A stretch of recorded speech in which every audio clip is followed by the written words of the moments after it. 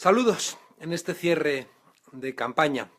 Días duros, pero creo que el lunes vamos a contar con un Podemos más fuerte, más unido, que por fin pueda salir, ¿no?, de estas discusiones que hemos tenido porque los elementos que hemos dado a los medios para intentar debilitarnos desaparecen.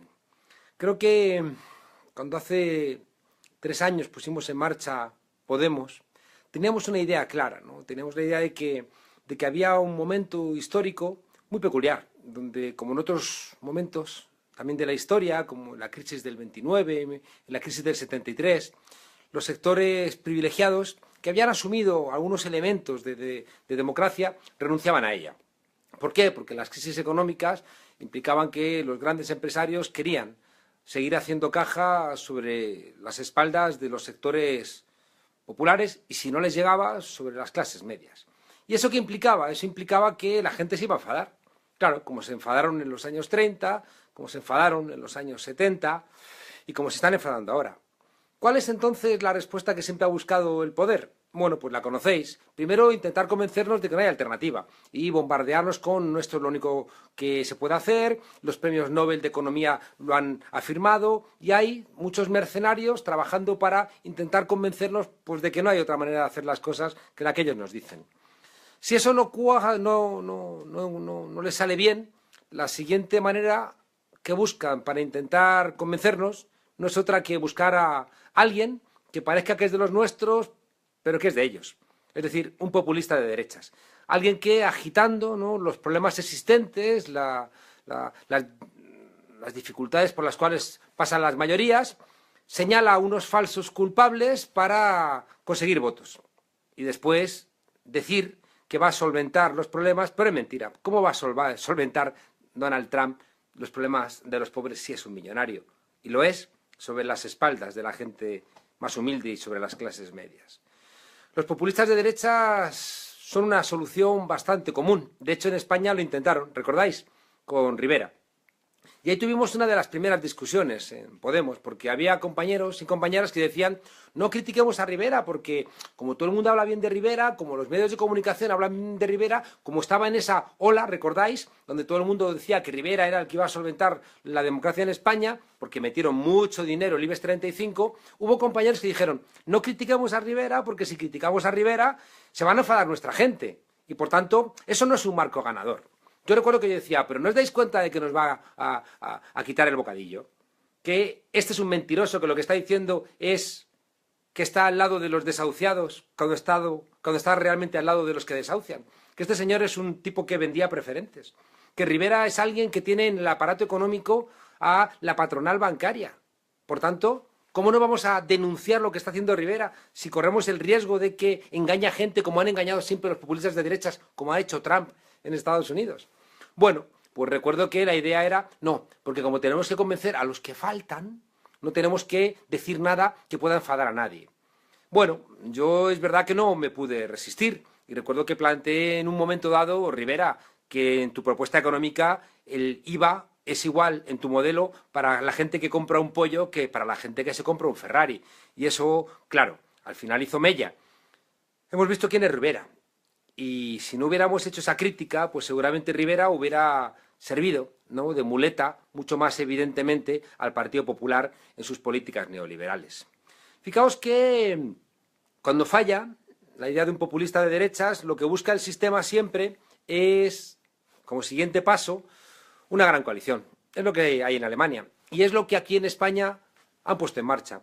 Pero ¿sabéis cuál es el problema? El problema es que, como dijo otro banquero, ya fue un banquero, ¿recordáis?, el que dijo aquello de que hacía falta un Podemos de derechas. Bueno, pues otro banquero dijo que había que intentar, a como fuera, que no hubiera una gran coalición. ¿Por qué? Porque si gobiernan el PSOE y el PP y gobiernan a favor de las minorías, el pueblo se da cuenta de que ninguno de los dos es una solución válida. Y por tanto, decía este banquero, cuando se den cuenta de que ninguno de los dos solventa los problemas de las mayorías, lo que queda de solución se llama Podemos y hay que evitar a toda costa que eso ocurra. Y por eso, recordáis, a partir de diciembre empezó un brutal ataque contra Podemos, intentando conseguir que alguno de los miembros de Podemos mostrase una fisura, ¿no?, para justificar que podía haber un gobierno del Partido Popular o un gobierno en este caso, del PSOE con Ciudadanos, que en el fondo era lo que había buscado el mundo del IBEX 35 como alternativa si fallaba el PP. Bueno, pues nos mantuvimos firmes, pero es verdad que ahí hubo ya los primeros problemas dentro de Podemos. Problemas que repetían un problema que habíamos tenido anterior y que pude el lunes pasado discutirlo, ¿no?, con gente de la candidatura de Rejón y de Tania Sánchez y de Pascual. Cuando yo les decía que ya tuvimos en Andalucía la discusión porque había compañeros que querían que diéramos el gobierno a Susana Díaz. Ayer lo estaba contando, pero se acabó la batería del móvil y no pude terminar la historia. El planteamiento que había ahí detrás era que algunos planteábamos que darle el gobierno a Susana Díaz se iba a traducir ni más ni menos que en la imposibilidad de presentarnos después a las elecciones municipales y a las elecciones autonómicas con la posibilidad de decir que éramos una fuerza política diferente. Porque si le dábamos el gobierno al Partido Socialista más corrupto que era el de Andalucía, ¿con qué cara íbamos a ir luego a las elecciones? Pero otros compañeros planteaban, es decir, Íñigo y otros compañeros y Pascual, planteaban que necesitábamos solvencia institucional y que, por tanto, era muy relevante que intentáramos darle el gobierno a Susana Díaz como una forma indirecta de que la gente nos viera como gente de Estado.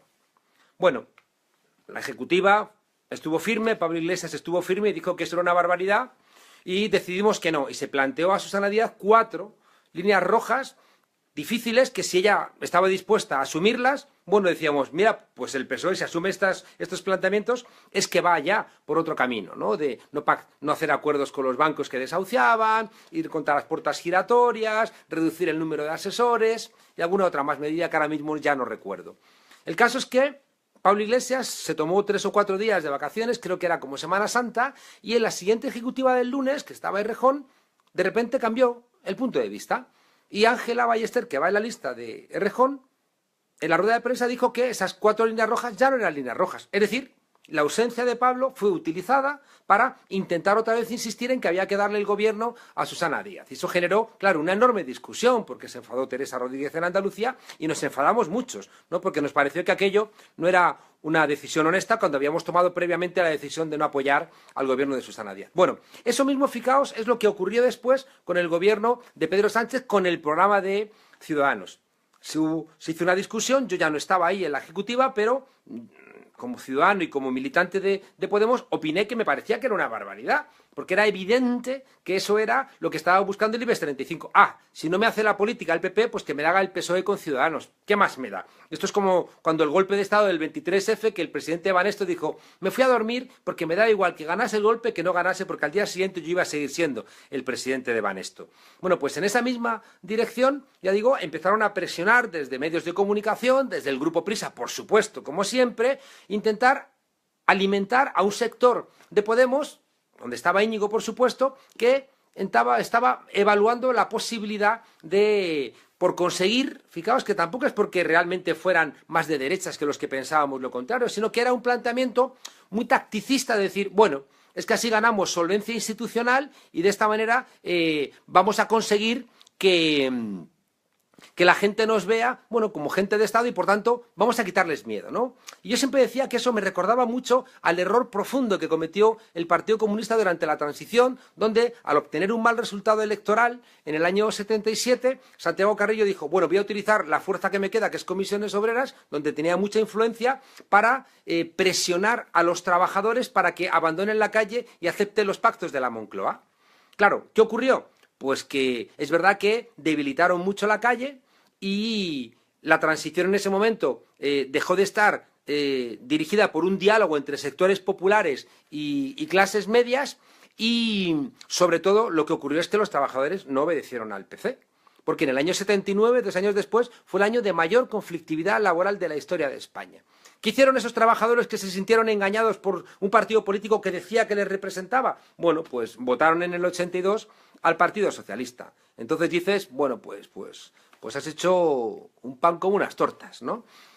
Fijaos que cuando se planteaba darle el gobierno a Pedro Sánchez con Rivera, algunos decíamos, pero si es que Pedro Sánchez no puede hacer ningún tipo de política alternativa a la que le va a mandar Ciudadanos. Si es que se lo van a cargar. Y otros decían, no, no, no, tiene buena voluntad. Y decíamos, si es que no es una cuestión de buena voluntad, si es que Pedro Sánchez no manda en el PSOE. Y no le van a dejar pactar con nosotros porque ya se lo han mandado. Después, fijaos, teníamos razón nosotros, tenía razón Pablo Iglesias cuando planteaba que Pedro Sánchez iba a ser secretario general del PSOE en tanto en cuanto hiciera lo que mandaban los que realmente tienen el poder en el PSOE, los que están ahora en la gestora y, por supuesto, con Felipe González y, por supuesto, el grupo Prisa. ¿Y ahí que nos encontramos? Nos encontramos con que después fue Pedro Sánchez el que vino a plantear en la entrevista con Évole que es verdad, que a él no le dejaron pactar con Podemos. Fijaos también qué papelón hubiéramos hecho si hubiéramos dado el apoyo a un partido socialista donde los que mandaban son estos de la gestora. Entonces hubiera sido un disparate, ¿no? Yo ahí, fijaos, veía crecientemente que había un sector, ¿no?, de Podemos que tenía como cierta urgencia por estar en las instituciones de cualquier manera. Y yo pensaba que eso era un error, pero un error teórico. ¿Por qué? Por una discusión que ya habíamos tenido al comienzo de Podemos de qué había que hacer con el 15M. Había dos grandes posiciones. Al 15M lo podías o representar o reconducir. Claro, yo decía, si lo representas, estás colocándote al mismo nivel que Ciudadanos. Dices muchas veces casta, casta, corrupción, corrupción, corrupción, no planteas ningún tipo de alternativa y al final, si la gente solamente protesta, pero no hay ningún tipo de propuesta alternativa, la gente va a terminar apoyando a Rivera porque ofrece lo mismo, pero más barato, en la medida en que no exige ningún tipo de colaboración ciudadana, sino que se presenta como un salvador de la patria y la gente dice, ah, bueno, pues que lo haga este. El planteamiento nuestro era muy diferente. El planteamiento nuestro lo que señalaba era que, cuidado, porque en el 15M ha ocurrido algo muy importante y esto es esencial que lo entendamos y estoy insistiendo en ello. Ha habido tres momentos en la historia reciente de nuestro país que han coincidido con tres grandes crisis. Claro, porque es que siempre es el caso ese, que hay grandes crisis, la gente se enfada y el sistema intenta enmascarar la crisis para seguir manteniendo los privilegios de los sectores más poderosos. Ocurrió en la crisis del 29, ocurrió en los años 70 y ha ocurrido ahora en 2007-2008. ¿Qué es esto que digo que es tan importante y que creo que es lo que tenemos que recuperar? Y que creo que es lo que no ha terminado de entender la lista y la corriente de Rejón. Y es que los tres momentos donde hemos logrado grandes cambios en España han sido momentos donde las clases medias y los sectores populares han ido de la mano. En 1931, clases medias y sectores populares se dieron cuenta de que ganaban mucho más estando juntos para echar al antiguo régimen e intentar frenar el auge del fascismo que si iban por separado. Claro. Y fijaos qué maravilla, ¿no? La Segunda República a las clases medias les dio el voto femenino, un incremento de los trabajos en los funcionarios porque empezaba un Estado social, por tanto puestos en el Estado, incremento de las maestras y de los maestros, educación bilingüe. Y en educación bilingüe ya en la Segunda República había posibilidades culturales, una apertura, ¿no?, de libertades, y los sectores populares que salían de unas condiciones muy, muy precarias, gracias a esa alianza consiguieron, pues, la alfabetización, consiguieron tener derechos, mejores jornadas laborales, mayor seguridad en el puesto de trabajo y que sus hijos pudieran prosperar. Fue tan importante lo que hizo esa unión de clases medias y sectores populares que los privilegiados tuvieron que dar un golpe de Estado para frenar los logros de la Segunda República. Y quiero aprovechar también que me siento muy abochornado de que en estos 3 años una lectura que ha hecho Podemos de no molestar, de conseguir que vengan los que faltan, implicaba silenciar la memoria histórica, porque todavía a día de hoy hay 114.000 españoles asesinados por defender la democracia y que todavía están en fosas comunes y en zanjas sin recibir ningún tipo de sepultura digna, porque parece que en esa voluntad de no molestar también nosotros tenemos que hacer lo que hizo el PSOE de Felipe González durante la transición, que es olvidar a los mejores de nuestra historia. Fijaos que en esa discusión entre clases medias y sectores populares ocurre algo que creo que es muy, muy relevante, ¿no? Y es que se ensancha el horizonte de posibilidades. Igual ocurrió, fijaos, durante la transición, como decía, se juntan sectores populares y clases medias, e igual va a ocurrir durante el 15M, donde sectores de clase media proletarizados, empobrecidos, se encuentran en las calles con sectores populares que venían manteniendo las peleas históricas. Y ahí ocurre, fijaos, lo que yo creo que es el corazón de lo que tiene que ser Podemos. El que saca las conclusiones correctas de ese encuentro entre clases medias y sectores populares. Y es que ahí ocurre lo que ha dado razón de ser a las prácticas y al pensamiento emancipatorio, que es la empatía. Si es que de las tres peleas de la Revolución Francesa, de la idea de libertad, de la idea de igualdad y de la idea de fraternidad, la que tenemos más pendiente es la idea de la fraternidad. Y la idea de la fraternidad, que es ser todos fraternos, o la sororidad, si lo planteamos desde el punto de vista de las mujeres. Es decir, que todos seamos hermanos y hermanas, frente a los padres, frente a los curas, frente a los preceptores, frente a los reyes. Y esa idea de fraternidad implica una unidad donde nos encontramos en lo que compartimos. Y eso, ¿dónde se hace? Eso se hace en los lugares de la cotidianidad. Las casas de la mujer, donde existen, que son autogestionadas como en Euskadi, permiten que mujeres de clase media, que van allí porque encuentran la posibilidad de encontrar respuestas a sus problemas como mujeres, de su política de cuidados que descansa estrictamente sobre los hombros de las mujeres, de la violencia machista, del patriarcado, de la mercantilización del cuerpo de la mujer. Ahora ya no tenemos tiempo, pero os aseguro que después del lunes tenemos que empezar a discutir también sobre feminismo, porque corremos el riesgo a veces de caer en un feminismo neoliberal donde confundimos mercantilizar nuestro cuerpo, vender nuestro cuerpo con un acto de libertad. Y no es verdad. Cuando la gente se ve en la obligación de vender su cuerpo, no es un acto de libertad. Al revés, es un acto de tremenda explotación que tenemos que ayudar a que no tenga lugar. Y eso vale para los vientres subrogados, vale para la prostitución, vale para la pornografía y para muchos elementos. Claro que hay que ayudar y conseguir que tengan la máxima defensa la gente que trabaja en estos sectores, pero cuidado con confundir la mercantilización del cuerpo con ningún tipo de libertad. A ver si las mujeres han conseguido liberarse de la opresión y los preceptos de su marido, de los curas, de los padres, y ahora resulta que van a entregar esa libertad al mercado. Bueno, decía que es muy relevante entender que en ese encuentro, ¿no?, entre sectores de las clases medias en las casas de la mujer con la mujer que limpia en su casa o la mujer que cuida a sus hijos, ocurre algo muy importante, ocurre empatía.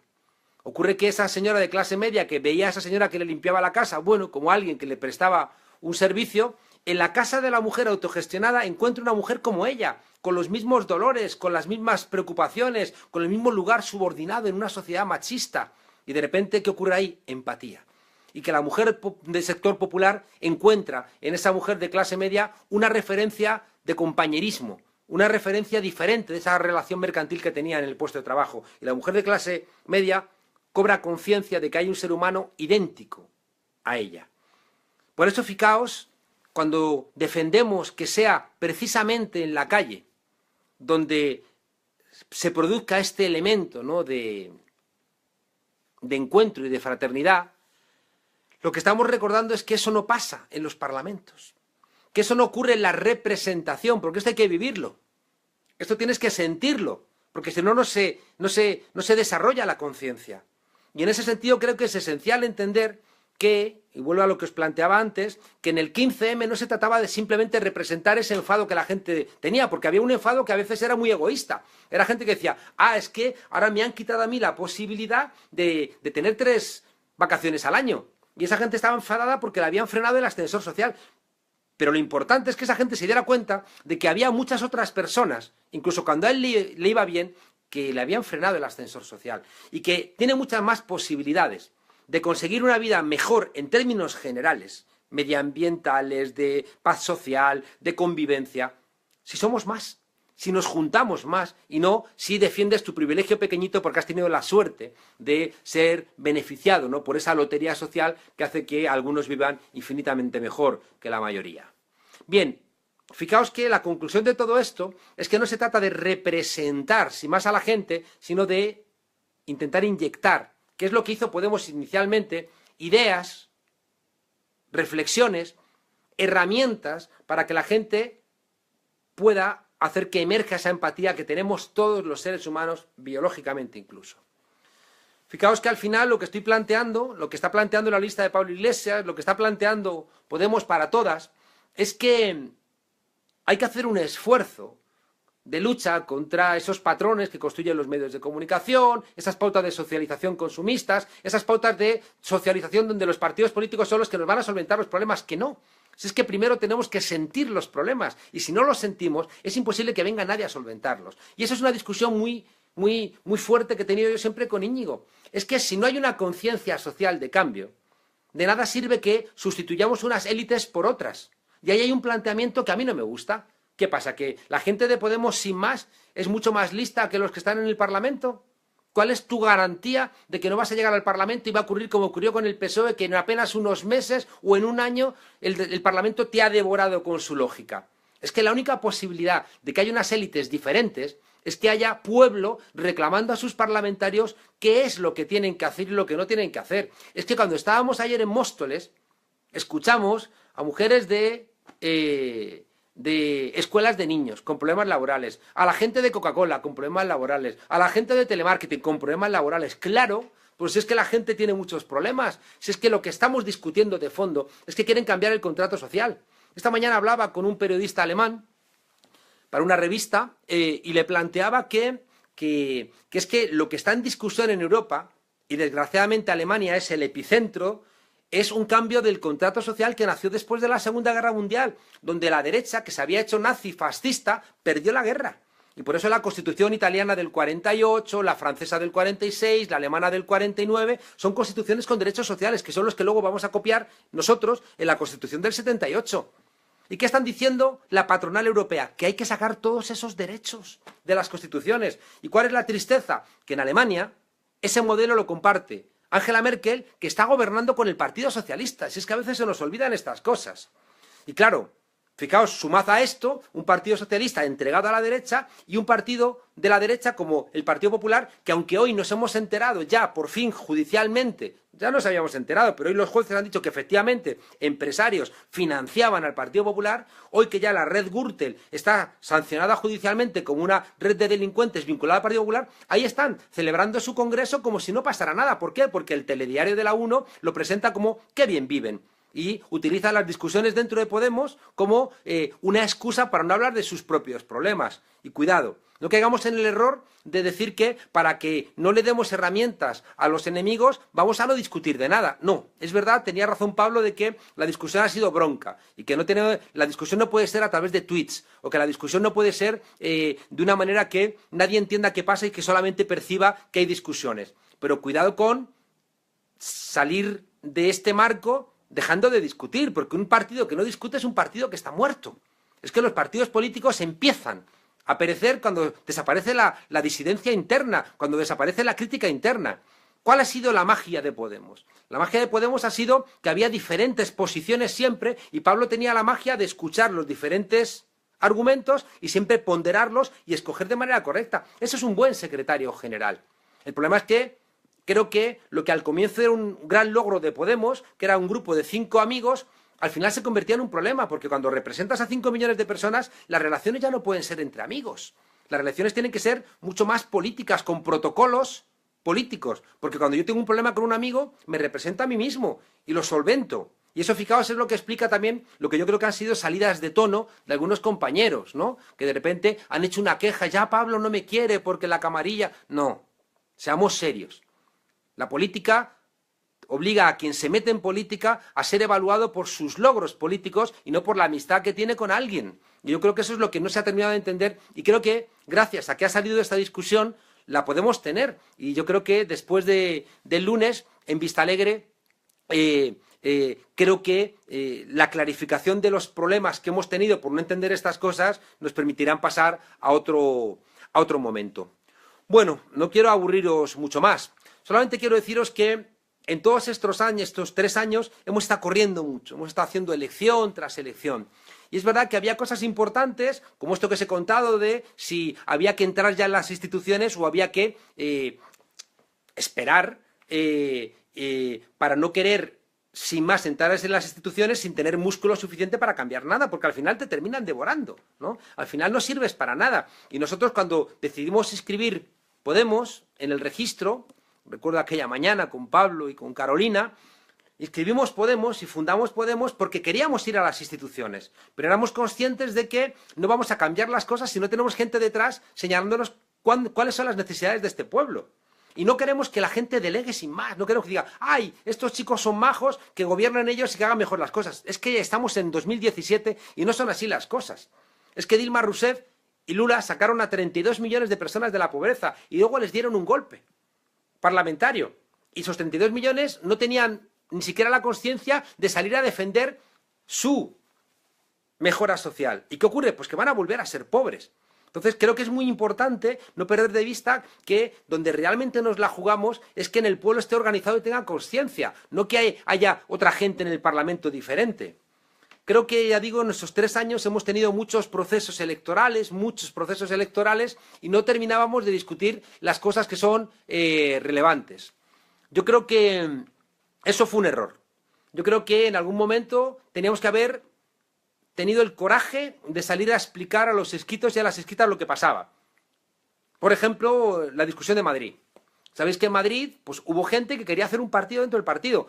Y es muy triste que los esquitos y las esquitas hayan escuchado estos días la operación Mate Pastor. ¿Por qué no lo sabemos todos los esquitos lo que pasó ahí? ¿Por qué nos tenemos que enterar con retazos? Y Pablo, claro, Pablo dice, no, yo no quiero hablar de eso porque perjudica al partido. Y creo que tiene razón. Creo que tiene razón. Él, como secretario general, no tiene por qué, ¿no? Sacar basura, ¿no? del partido porque al final hace daño. Pero otros a lo mejor sí tienen que hacerlo. A mí me gustaría que la gente que ha salido señalada, ¿no? Sea Íñigo, sea Pascual, sea Rita Maestre, sea quien fuere, que estaba implicado en la operación Mate Pastor, que salgan a explicarnos qué ocurría ahí. Porque ¿qué es lo que sabemos nosotros? Lo que sabemos es que hubo unas dimisiones en Madrid que lo que buscaban era cambiar a Luis Alegre por Rita Maestre. Algo que vimos que hizo el PSOE. Y al final no supimos muy bien qué pasó, que hubo unas dimisiones, aguantó Luis Alegre y se destituyó a Sergio Pascual. Y parece que se destituyó a Sergio Pascual porque sí. Pues no. Se destituyó a Sergio Pascual porque estaba haciendo un partido dentro del partido. Y eso es desleal. Y por eso fue la dimisión de Sergio Pascual. Pero claro, si no te lo explican, encima queda Pablo Iglesias como un caprichoso que de repente ha cesado al secretario de organización. Secretario de organización que está con Íñigo Errejón. Yo creo que detrás de todo esto, fijaos, lo que ha habido es un aceleramiento de posiciones personales innecesario. ¿Quién dudaba? ¿Quién dudaba en Podemos que Íñigo es el número 2? Yo recuerdo haber hablado con él, que él me decía, Juan Carlos, yo creo que soy el número 2. Recuerdo yo le dije, claro, si aunque los medios de comunicación estuvieran diciendo que yo era el número 2, yo decía, Íñigo, si es que yo no estoy en la interna, si es que yo no me gustan estas cosas, o sea, que vas a tener todo mi apoyo para que tú seas el número 2. Y así ha sido todos estos años, cuando estaba en la Ejecutiva y desde fuera. Claro, el problema es que Íñigo Errejón ha tenido mucho poder. Y ahora cuando yo le escucho decir, no, es que no hemos sido oposición, y dices, Íñigo, si tú eras el portavoz parlamentario, el secretario político, tenías en tu equipo al secretario de organización, al de finanzas, a redes, a prensa. Por favor, seamos honestos al respecto, ¿no? Y seamos capaces también de reconocer autocríticamente las cosas que hemos hecho mal. Creo que, fijaos, sobre todo desde diciembre, creo que ha habido gente que ha acelerado innecesariamente los plazos. Creo que ha sido absolutamente innecesario que Íñigo Errejón haya querido construir una posición de mayor poder al precio terrible de la división que hemos mostrado, que no es bonita. Creo que así como hemos levantado tanta esperanza y tanta alegría durante estos 3 años, el espectáculo de estos últimos 2 meses ha hecho, yo por lo menos lo he escuchado constantemente en la calle, por favor, juntaos, uníos, no hagáis esto, ya lo conocemos, lo hemos visto otras veces en la historia. Y yo a la gente digo, pues tienen ustedes toda la razón. Y por eso creo que, al mismo tiempo que me alegro de que hayan salido de las discusiones, al mismo tiempo que celebro profundamente, ¿no?, que hayan quedado claras las alternativas, creo que después del lunes tenemos que trabajar mucho por la unidad. Creo que es muy importante que los escritos y las escritas sepan que hay 2 proyectos y que votar a la lista de Errejón implica que Errejón deberá ser el secretario general. Votar a la lista de Íñigo Errejón implica que Pablo Iglesias no va a ser el secretario general. Y no me parece honesto y se lo he dicho también a Íñigo y a su equipo, que creas que porque pones detrás una foto de cartón piedra de Pablo, ya estás solventando eso que estás haciendo al presentar una lista. Porque Pablo Iglesias ha peleado para que hubiera una sola lista. Y Pablo Iglesias ha peleado para que hubiera un solo documento. Y de la misma manera también anticapitalistas tendrán que hacer su lectura. Ellos se sienten ahora más fuertes. Claro, la última vez que se presentaron en las elecciones tuvieron 23.000 votos. Hoy están mucho más fuertes. Pero están mucho más fuertes porque están en Podemos. Yo creo que poner en juego la figura de Pablo Iglesias, creo que no merece la pena. Y por tanto yo creo que las amigas y amigos de anticapitalistas tendrán que reflexionar si les merecía la pena presentar su propia lista cuando no presentan secretario general, porque eso no es tampoco hacer las cosas como Dios manda. Si anticapitalistas presenta su propia lista y presenta sus propios documentos, tendría que presentar su propio secretario general, porque al final, al presentar su propia lista y al presentar sus propios documentos, existe la posibilidad de que Pablo Iglesias pierda y ya no sea el secretario general. Y seguramente entonces anticapitalistas volverá a ser una fuerza política, pues bueno, aislada, autónoma. Ya veremos, ojalá con un enorme resultado electoral, pero me temo que no será el caso. Por lo que os decía antes, porque la magia de Podemos ha estado en escuchar diferentes posiciones y Pablo Iglesias al final ponderando al escuchar diferentes sectores por dónde había que hacer el énfasis. Decía que se clarifican las cosas. Pablo ha intentado que hubiera una única lista, pero no se ha querido. Y Íñigo Errejón tampoco ha querido pactar una lista conjunta. Oíamos el otro día a un miembro de su equipo, uno de los primeros firmantes de su documento, que decía que ya en diciembre le habían llamado para integrarse en las listas. O sea que ya en diciembre Errejón estaba construyendo su propia lista. Y por tanto, a mí me gustaría que fuéramos más sinceros en esta formación política, porque entonces estamos repitiendo comportamientos muy propios de otros partidos políticos. Y no, a mí personalmente no me gusta. O sea, y además es que no me merece la pena, porque tienes que hacer un esfuerzo por intentar saber si tus compañeros te están diciendo la verdad o no. Y es muy agotador, porque bastante tenemos, ya digo, con el Partido Popular y con la gestora del Partido Socialista y con el PNV y con el Partido Demócrata de Cataluña y con, bueno, todos los acompañantes de este régimen del 78 que parece que está pugnando por no terminar. Decía que es verdad que en el planteamiento de Errejón ha habido dos grandes diferencias. Él ha querido plantear: no me presento de secretario general, pero debilita al secretario general. No me presento de secretario general porque no quiero competir con Iglesias, no vaya a ser que me gane y entonces me da miedo, pero al mismo tiempo diseño en mis documentos que quiero que ganen un secretario general disminuido. Al único que se le limitan los plazos de a 3 años y 2 no es al secretario político, que es lo que es Íñigo, sino que es a Iglesias. No se le permite consultar a las bases, no se le permite construir su propio equipo. Es decir, que lo que se busca es tener un secretario general muy debilitado, mientras que tú estás reforzando la figura del secretario político. Eso lo hace Susana Díaz. Susana Díaz es la que no quiere confrontar ni siquiera a Pedro Sánchez ni a Patxi López. Está esperando a ver si por aclamación la eligen. Y eso no lo hacen los partidos políticos emancipadores. Y por eso vengo diciendo: Íñigo, preséntate de secretario general, porque en el fondo es lo que estás haciendo. O sea, no te presentas a secretario general, vas a debilitar al secretario general. Has permitido durante estos meses que los medios de comunicación utilicen al número 2 para debilitar al número 1. ¿Y crees que poniendo un Pablo Iglesias de cartón piedra detrás, así solventar los problemas? Eso a mí no me gusta como forma de hacer la política de manera diferente en una formación que tiene detrás 5 millones de votos y muchas esperanzas de cambio en España, en Europa y en el mundo. Porque el modelo neoliberal hace los mismos estragos en todos lados. Y los Donald Trump, la extrema derecha y estos comportamientos son iguales en todos los países, ¿no?, del planeta. Claro, y termino con esto. Íñigo plantea de la misma manera que las dos grandes medidas que no fue capaz de resolver la Ejecutiva, el tema de la unidad y el tema del gobierno del PSOE con Ciudadanos, Pablo dijo, pues que sean los escritos y las escritas los que lo decidan. Y resulta que a Íñigo no le gustaron estas dos decisiones. La gente decía en la calle: unidad, unidad, unidad. Y por eso Iglesias planteó, bueno, ya no está una persona como Cayo Lara, que estaba más ligada a una idea de Izquierda Unida más antigua, está Alberto Garzón, con el cual hemos estado en el 15M, y la gente nos está diciendo unidad, unidad, unidad en la calle. Vamos a seguir permitiendo que con el 30% de los votos Rajoy sea presidente. No parece muy sensato, ¿no? Y por tanto, como no había un acuerdo en la ejecutiva, se preguntó a los escritos. Y salió algo que no le gustó a Íñigo Errejón. Y por eso Íñigo Errejón dice que hay que revisar ese acuerdo. Es decir, que volvemos otra vez a fragmentarnos para permitir que sea Rajoy el que gobierne con una minoría. Lo que suma es entender que tenemos que juntar todos los fragmentos del cambio y no hacer todo lo contrario. No pretender que Podemos va a ser capaz de representar a todo el mundo, porque es que no es real. Y a veces tengo la sensación de que hay cierto miedo de que cuadros muy buenos que tiene Izquierda Unida trabajen en el conjunto y puedan demostrar una mayor capacidad que cuadros que tienen menor experiencia.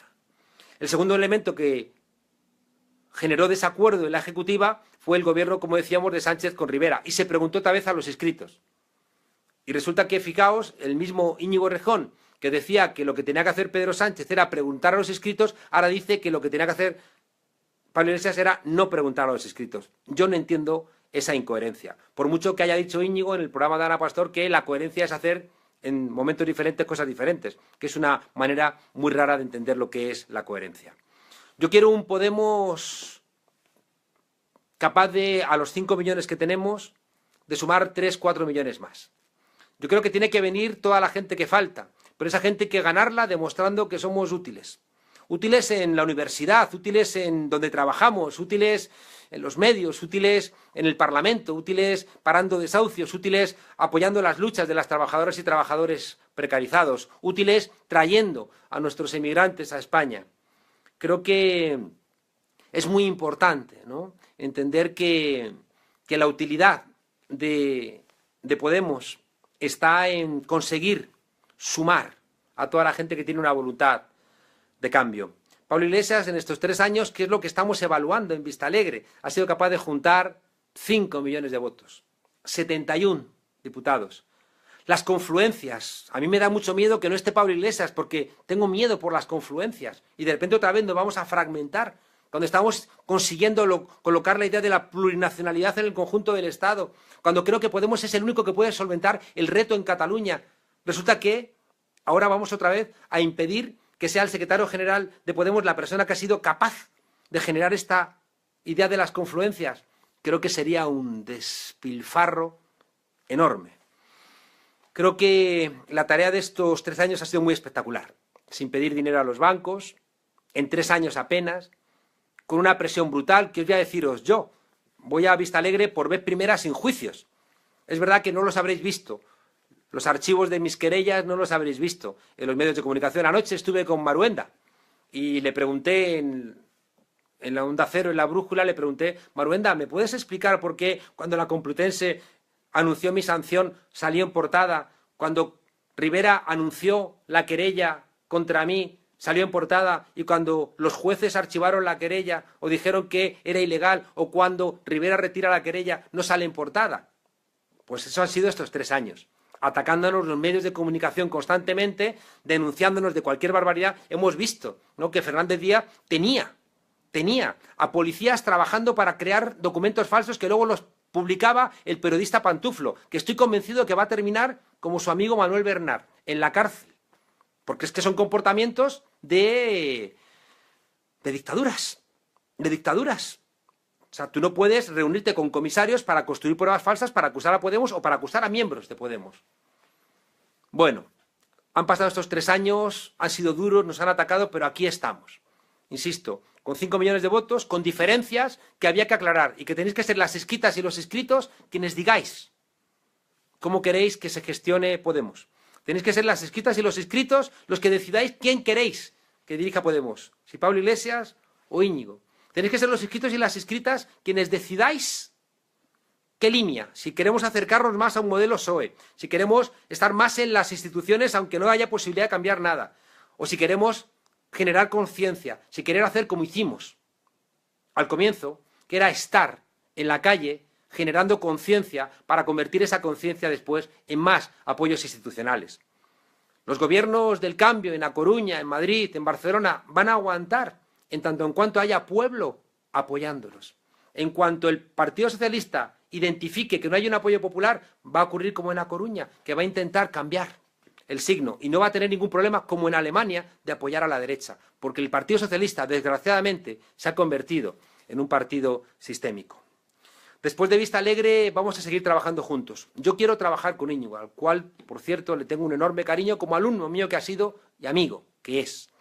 Quiero trabajar con él, quiero que esté, quiero que opine, quiero que ponga su cerebro y su inteligencia al servicio de lo que hemos hecho durante estos 3 años, que es plantear diferentes alternativas para que Pablo Iglesias pueda escucharlas todas y, junto con un equipo más coral, tomar decisiones. Creo que hemos aprendido de los errores. Creo que la lista de Pablo Iglesias, de Podemos para Todas, incorpora lo mejor de este tiempo, pero fijaos, también plantea solventar todo lo que se ha hecho mal. El hecho de que Echenique, que estuvo en la lista que nos adversó en Vista Alegre 1, esté hoy con nosotros, y que no solamente esté con nosotros, sino que Pablo Echenique sea el que ha redactado el documento de los círculos y de la municipalización, porque tenemos que devolver la democracia a los municipios. Bueno, el hecho de que Echenique esté aquí es una señal de reconocimiento de que habíamos hecho cosas mal en Vista Alegre 1. El hecho de que se asuma que la dirección de Podemos va a ser más coral. El hecho de que los círculos tengan su propia representación, que los círculos tengan dinamizadores, porque los círculos hay que reinventarlos, están hechos pedazos en muchos lugares. Hay que ayudar a los círculos a que crezcan, a que tengan su propio trabajo, y eso hay que ayudarlo con dinamización. Y tiene que haber alguien que represente en el gobierno de Podemos a los círculos, y esos son los representantes que vamos a nombrar mañana, directamente de los círculos, para representarlos en el Consejo Ciudadano. Creo que tenemos que confrontar una Europa que se nos está yendo de las manos. Tenemos que frenar a un Partido Popular que ya hemos visto que está celebrando, nos está meando y está diciendo que llueve. Hoy se ha demostrado que el Partido Popular ha hecho trampas, ha roto los cimientos de la democracia al hacer campañas electorales con dinero negro. Es decir, ha jugado con ventaja, y eso en democracia no se hace. Y se va de rositas a no ser que haya un partido unido, cohesionado, vinculado a la calle, y eso es Podemos. La única garantía de que el PP no se vaya de rositas es un Podemos fuerte, unido y cohesionado y con conciencia. No me imagino el lunes que viene que Pablo no sea el líder de Podemos, porque entonces sí que es verdad que igual que teníamos rato para rato, tendremos Rajoy para rato. Si el lunes no está Pablo dirigiendo Podemos, no me imagino la posibilidad de mantener esto que hemos logrado en estos 3 años. Yo os lo digo desde fuera de la organización, como un militante de base, como una persona que trabaja con sus ideas, pero que es compañero de esta formación que ayudé a fundar y que la acompaño porque creo sinceramente que es la garantía de poder recuperar la democracia que nos están robando. Y no me la imagino sin Pablo Iglesias. Así que os pido que entréis en participa.podemos.info y votéis a la lista de Pablo Iglesias, porque es la garantía de que el lunes mantengamos todo lo mejor de lo que hemos hecho, solventemos todo lo que hemos hecho mal, hagamos la lectura de todos los errores de estos días y juntos, en nombre de esa fraternidad, que es el corazón del aire de familia que nos ha traído hasta aquí, nos permita continuar. Así que hacedlo, por favor. Entrad en participa.podemos.info, apoyad la lista de Podemos para Todas, apoyad a Pablo Iglesias y contad con que el lunes tenemos una fuerza política renovada, llena de fuerza. Sí se puede. Hasta pronto.